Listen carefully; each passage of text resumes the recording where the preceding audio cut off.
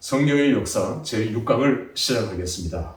자, 세 개로 나누는 7년 전쟁, 가나안 전쟁. 첫 번째는 중부 전쟁. 여호수아는 이제 세겜에서 백성들과 언약을 체결합니다. 중부 전쟁이에요. 그리고 쭉 내려와서 길갈은 이스라엘 백성들이 그 성소, 시내산에서 하나님 앞에 받은 그 천막이죠. 성막 혹은 성소를 짊어지고 나귀, 소 이런 걸로 운반했겠죠. 그런 걸로 가나안에 들어와서 지금 여기 지도를 잘못 그렸네요. 여기인데 중부 전쟁 죄송합니다. 자, 중부 전쟁 가지고 와서 제일 먼저 성소를 세운 장소가 길갈이에요. 첫 번째 이스라엘의 수도이면서 첫 번째 성소가 세워진 장소입니다. 이게 길갈이에요. 두 번째는 실로예요. 실로에서 한 200년 존재합니다. 그런데 아벡 전투에서 블레셋에게 다 전멸을 당하고 밀려 내려와서 실로 이 정도 있는데, 실로가 불에 타요. 세겜은 딱 중간입니다. 요 사해와 갈릴리의 중간이 세겜. 실로가 불타죠. 다 불타버려요. 언약궤만 간신히 그 블레셋에게 뺏겼다가 돌려받지 않습니까? 베스메스의 암소 통해서. 그런데 실로에서 200년 있었던 이제 이 성소가 불에 타요.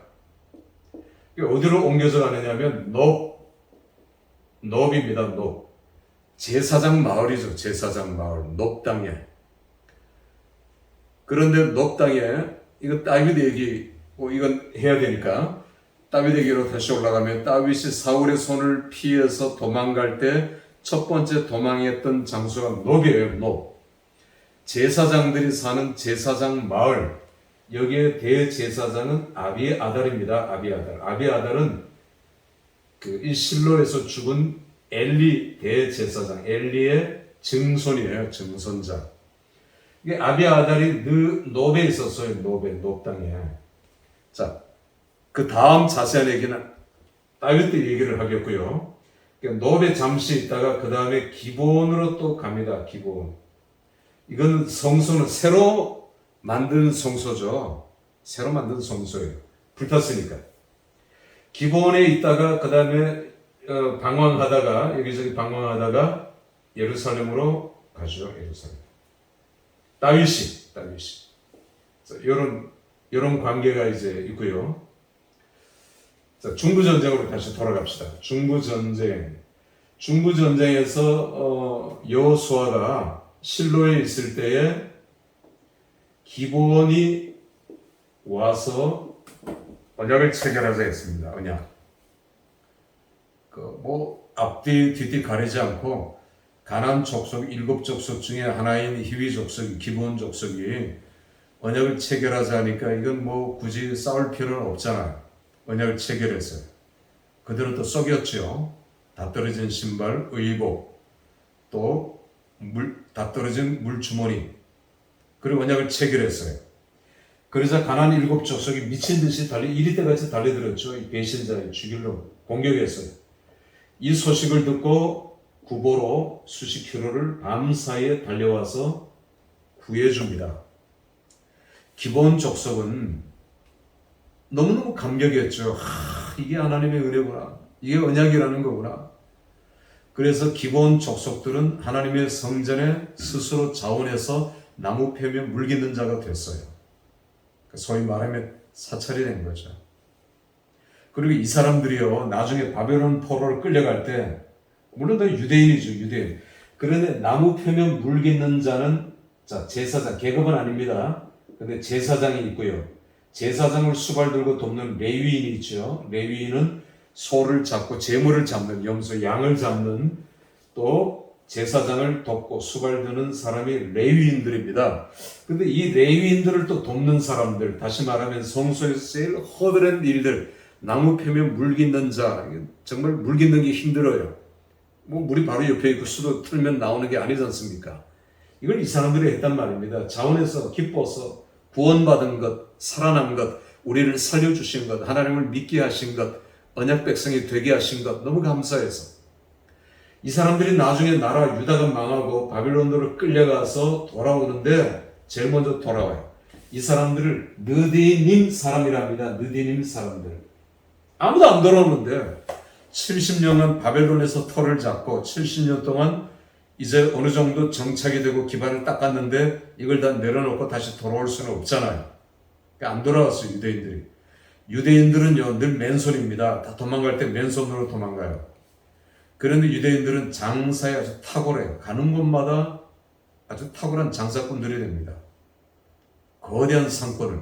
섹스피어의 그 소설에도 보면은 샤일록이 나오잖아요. 샤일록이 유대인이에요, 유대인.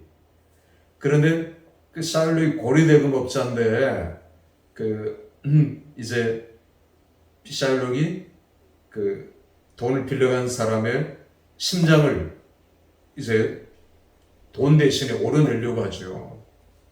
유대인이 그렇게 지도한 거예요. 그러니까 피 한 방울, 피는 얘기 안 했으니까, 피는 계약서에 쓰지 않았으니까, 너 피는 한 방울도 흘려서는 안 된다 하니까, 샤일록이 이제 포기했죠. 그만큼 유대인들은 이거 아주 인정사정 볼 것도 없고, 아주 셈법에 빠르고요. 아주 머리가 잘 돌아갔고, 장사하는데 탁월해요. 그리고 전쟁이 늘, 팔레스타인은 전쟁의 요지죠, 여기를. 북쪽, 메소포타미아나 바벨론이나 아수르가 애굽을 쳐내려올 때 반드시 영토 확장을 할 때는 애굽을 내려와요. 애굽은 식량 창고이기 때문에 이 비옥한 나일강의 델타 지역, 나일강에서 나는 건 어마어마한 거죠. 제가 나일강 17왕조 때는 소안이고요. 그 다음에 18왕조부터는 수도가 테베. 노스몬이라 하죠. 룩소르입니다. 현재 지명 룩소르예요. 여기는 그 나일 강 옆에 요새를 지었어요. 물이 흐르고 그 물이 흐르는 한가운데 주로 옛날에 요새를 그렇게 지었거든요. 자, 이 식량 창고입니다. 그러니까 요셉 이후에 로마 제국까지 2500년 동안 애국은 전 세계 중동의 식량 창고 역할을 했어요. 누구 때문에? 요셉 때문에. 하나님 그렇게 하게 하신 거예요. 요셉의 어떤 지략, 요셉의 지혜, 하나님 주신 거죠. 그러니까 위에는 계속 그 이전에도 마찬가지예요. 요셉 이전에도 계속 쳐내려고 애국도 힘이 있으면 위로 올라가는 거예요. 여러분 우리가 역사를 보면 위에 티그리스 강, 유프라테스 강이 있죠. 그러면 티그리스 강의 수도 니누에인데 여기가 이제 아수르고 바빌론 밑에 있어요. 그러면 위쪽에도 호전적이겠어요? 남쪽에 호전적이겠어요? 위쪽입니다, 위쪽. 날씨도 조금 추운 지역. 이 사람들이 호전적이에요. 강의 유속도 빠르고요. 그 밑에 그 유프라테스 강은 아주 사행천이라 했죠. 뭐 유속이 느려요. 중간중간에 호수도 생기고 변하고 사람들이 느긋합니다. 또 농사를 많이 짓죠. 위에는 농사를 별로 안 지으니까 뺏으러 내려와야죠. 그러니까 아수르가 바벨론을 무너뜨린 거예요.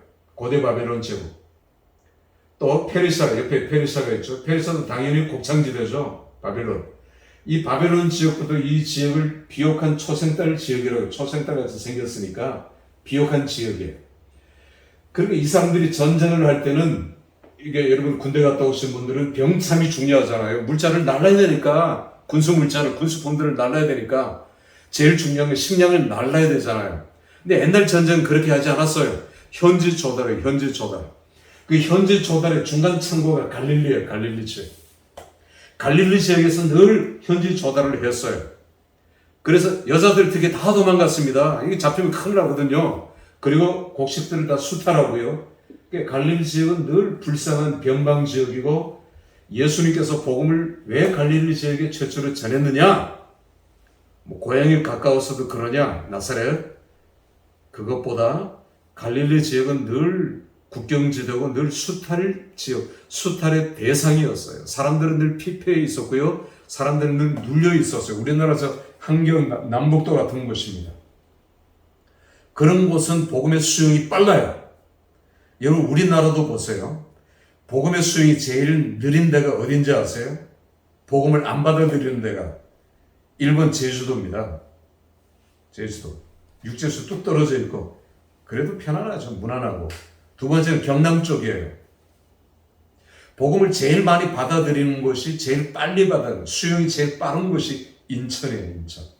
물론 거기 복음이 제일 먼저 들어가기도 했지만 인천이 문물을 제일 많이 받아들이기도 했지만 그래서 그 사람들의 폭이 넓어지고 모든 문물들을 빨리 이렇게 수용할 수 있었던 거예요. 강남 같은 쪽은 복음화율이 많습니다. 30%, 40%에 육박해요. 어떤 동네는 50%까지 육박해요. 그래서 경남, 제주도는 2%, 3%, 뭐 5% 이래요. 백령도 같은 데는 거의 95% 그렇게 되죠. 교회들이.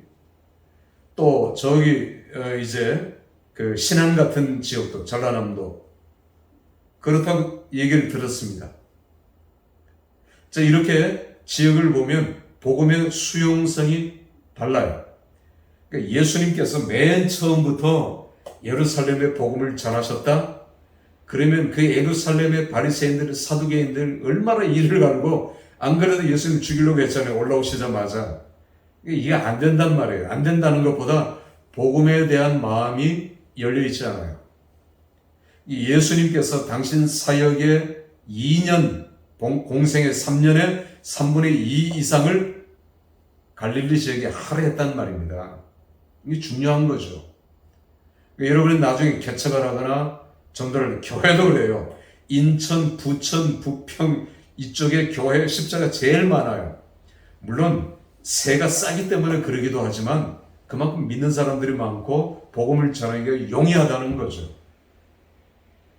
다른 지역은 그렇지 않잖아요. 제가 팁을 하나 드릴까요? 큰 교회 옆에서 개척하는 게 좋아요. 거기서 이삭축기를 할 수 있어요. 큰 교회에서 시험 들고 또 큰 교회 실증 난 사람들 바로 옆에 개척교회 가서 은혜를 구할 수도 있고 거기에는 아무나 줬어죠. 또 당연히 사랑이 많을 수밖에 없고 성도 한 사람 한 사람에 관심을 기울일 수밖에 없는 거예요.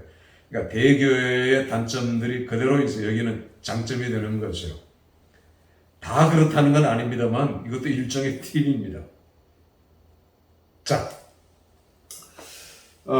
중부 얘기를 하다가 중부전쟁, 그 다음에 남부전쟁이죠. 기본 전쟁을 비롯해서 헤브론 전쟁, 그리고 예루살렘을 여부스의 수도, 예루살렘에 대한 이제 전쟁, 남부전쟁.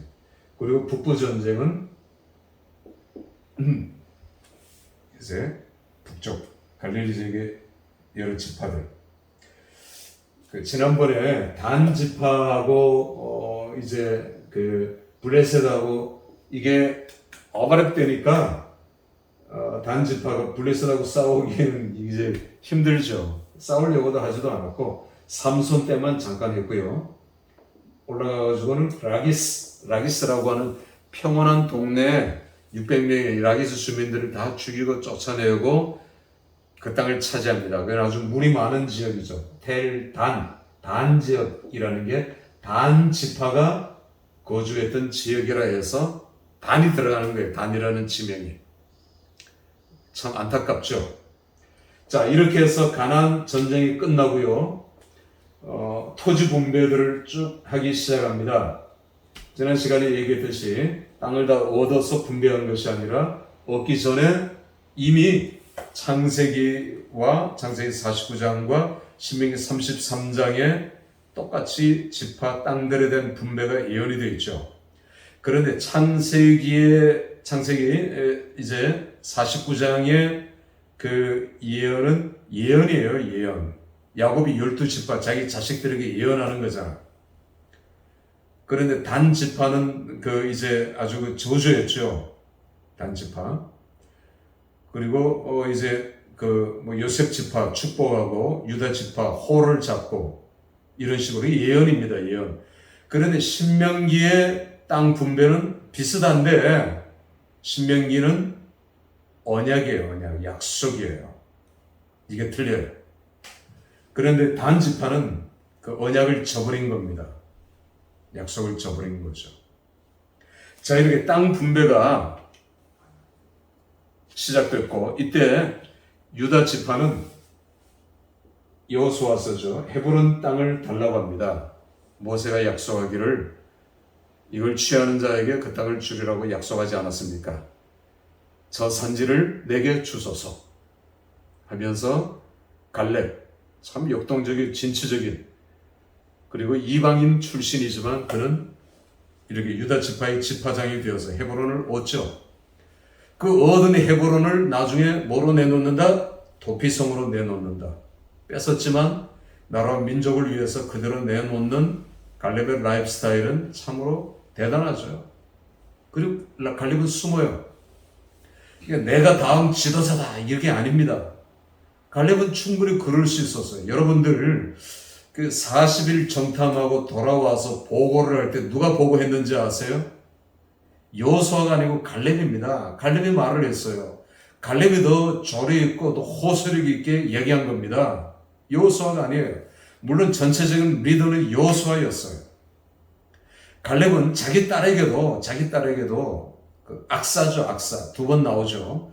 그 악사에게도 이제 그 네가 저 땅을 차지하는 자에게 이제 내 딸 악사를 주겠다. 그렇게 해서 온니엘이 첫 번째 사사가 됐고 이 악사를 자기 와이프로 얻었죠.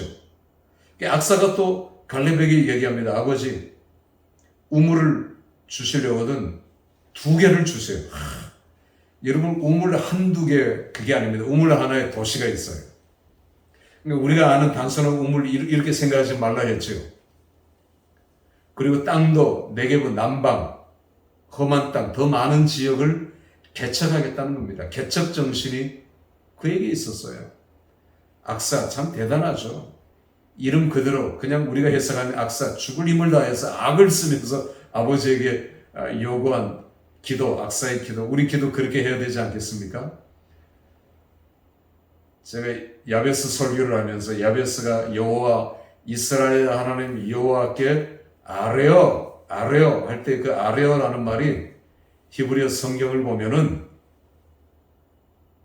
이제 그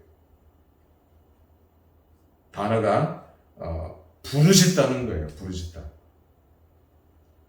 하나님 앞에 이제 간절히 부르짖는 단어입니다. 우리가 그렇게 기도해야 되잖아요. 배수의 진을 치는 기도. 모세는 출애굽하면서 우리가 흔히 이제 중보기도라고도 얘기하지만 저는 언약기도라고 얘기하고 싶어요. 이스라엘 백성들이 3,000명이 금송아지 사건으로 죽죠. 레위 지파가 쳐서 자기 동족을 칼로 쳐서 죽입니다. 모세가 하나님 앞에 이제 이 백성들의 죄를 사해달라고 1차 언약기도를 드리죠. 출애굽기 31장입니다. 하나님께서 모세의 기도를 처음에 안 들어주셨어요. 그리고 언약 백성을 네 백성이랍니다. 모세가 네 백성, 이 백성, 내 백성이 아니라는 거죠. 그런데 모세는 당신 백성입니다. 하나님 주의 백성입니다.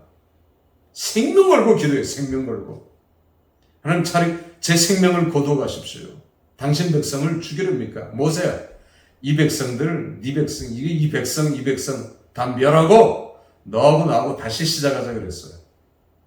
그런데 모세는 생명건 중보기도, 생명건 언약기도. 왜 언약기도냐? 하나님의 약속, 언약을 믿고 가나안으로 우리를 보낸다 하지 않았습니까? 그런데 여기서 다 진멸시킨다? 이건 하나님께서 언약을 스스로 저버리는 행위 아닙니까?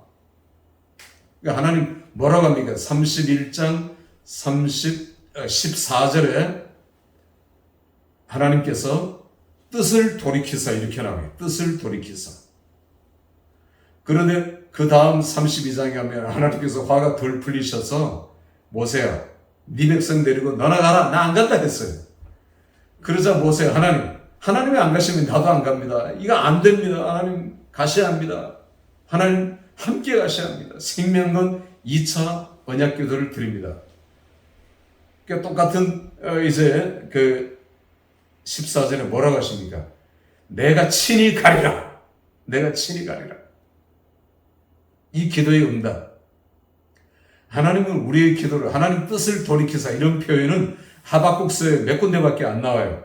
하나님이 정말 뜻을 돌이켰다, 이게 아니라 우리의 기도를, 뜻을 돌이킬 정도로 하나님 들으셨다는 것입니다. 야복강 배수의 진을 치고 기도하는 야곱의 기도 있잖아요. 히스기야의 담을 마주하고 드리는 그런 기도가 있잖아요. 그런 기도가 오늘 우리에게 필요한 거예요. 이번 시간을 이렇게 마치겠습니다. 수고했습니다.